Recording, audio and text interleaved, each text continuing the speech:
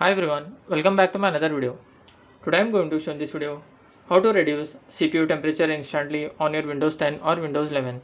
So before going to start the video, if you are not subscribed my channel, please subscribe. So let's start the video.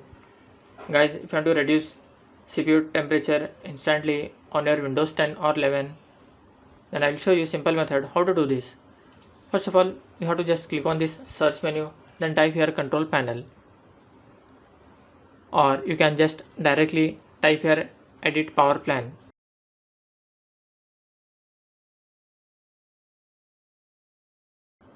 You can see here edit power plan, click on that, then click on change advanced settings, scroll down, here you will find processor power management, double click and expand. In this you will find two options, minimum processor state and maximum processor state. You have to just expand the maximum processor state. In this you have to just change the value to 98. For both you have to change the value 98 on battery and plugged in.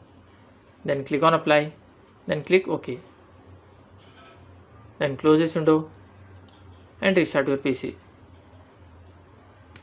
That's it guys. So in this way you can reduce your CPU temperature instantly on your Windows 10 or Windows 11. Thanks for watching. Hope if you like this video, please like, share and don't forget to subscribe.